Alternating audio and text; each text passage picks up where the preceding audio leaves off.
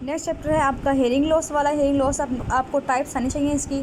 उसके बाद आपकी है conductive hearing loss. Conductive hearing loss की सारी जो है ना क्या क्या इसके कैरेक्टरिस्टिक होते हैं ये बताने हैं आपने, और इसकी एटियोलॉजी क्या होती है। कंडक्टिव हेयरिंग लॉस मेनली जो है वो ऑडिटरी कैनाल की प्रॉब्लम आ जाए या फिर जो है मिडिल ईयर की प्रॉब्लम आ जाए तो वहाँ पे हो जाती है। ये सारे चैप्टर हैं सो ये में आते होते हैं। ये आपने करना है, एक दफ़ा रीड करना है इसको।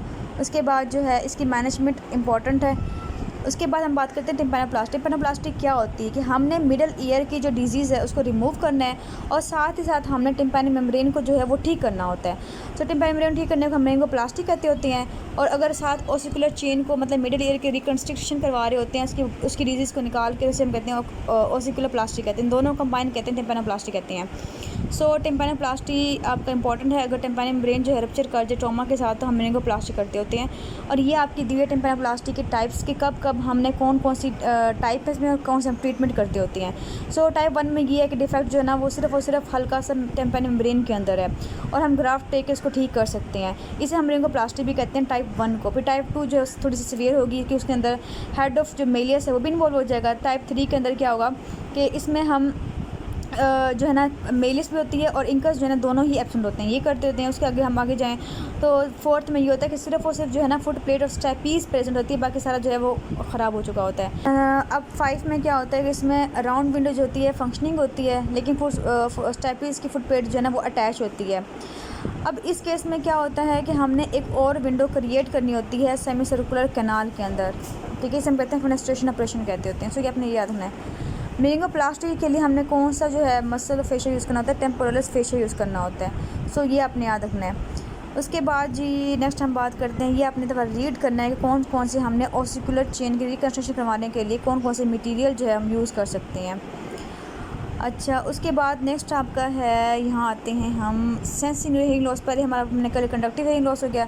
अब सेंसी न्यूरल हेयरिंग लॉस में क्या होता है कि अगर कोक्लियर मसला हो या जो है अंदर नर्व का मसला हो, एर्थ नर्व का मसला हो तो हमें क्या होता है कि हमें सेंसी न्यूरल हेयरिंग लॉस हो जाती है।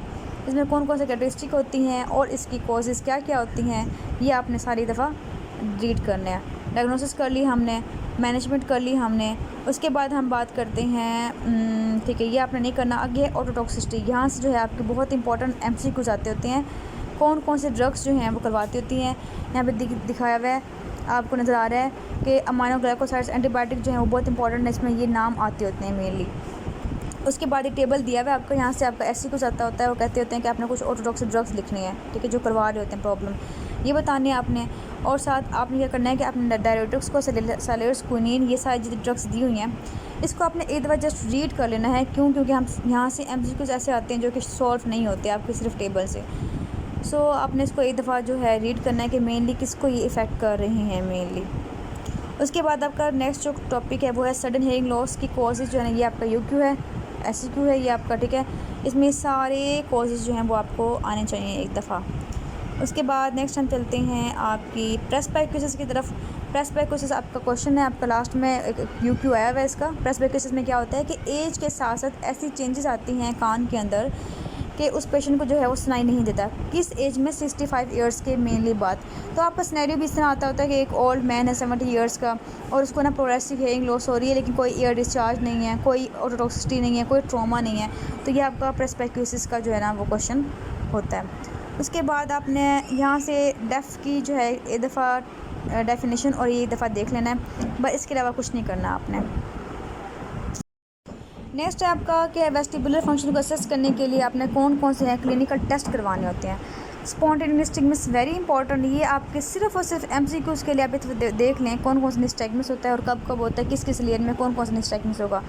फिशर टेस्ट किस लिए यूज़ करते हैं, रोम्बो टेस्ट हो गया, गेट हो गया, सारे हम चेक करते हैं वेस्टिबुलर फंक्शन चेक करने के लिए। उसके बाद है आपका डी सेल पाइक मैनूवर, इसे हम कहते हैं पोजिशनल टेस्ट करने के लिए, मतलब पोजीशन चेंज करने की वजह से जो निस्टैग्मस होता है उसको टेस्ट करने के लिए हम ये करते होते हैं। सो आपने जो है इसको याद रखना है।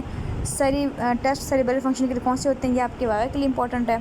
आगे आपका नेक्स्ट दिया हुआ है यहाँ पे कि अगर हम इरीगेट करें आइस वाटर से या इरीगेट करें वार्म वाटर से, आपने बताना है काउस COWS, ठीक है।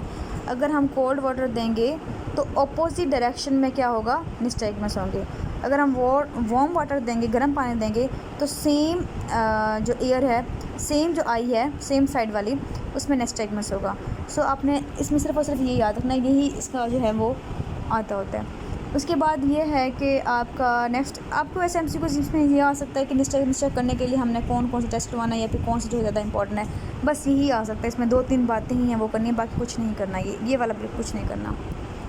आगे आपका वेस्टिबुलर सिस्टम के डिसऑर्डर में कौन कौन सा है कि पेरिफेरल हो सकता है और सेंट्रल हो सकता है। सेंट्रल में है सीनस का मसला होगा और पेरिफेरल का मतलब ये है कि एयर में मसला हो। सो ये पेरिफेरल में आपका दिया हुआ है बिनाइन प्रोक्सिमल पोजिशनल वर्टाइगो। ये आपका इंपॉर्टेंट जो है वो SCQs है, आपने दफ़ा रीड करना है ये टेबल सारा का सारा एक दफ़ा लास्ट में जो है रीड कर लेना है। यहाँ पे आपका MCQs है जो कि पहले बता चुकी हूँ कि हमने क्या करना है कि टेस्ट करने के लिए हेल्पिंग मैनवर करना होता है, इससे जो है हम टेस्ट कर लेते होते हैं। ये भी आप देख लेना एक दफ़ा।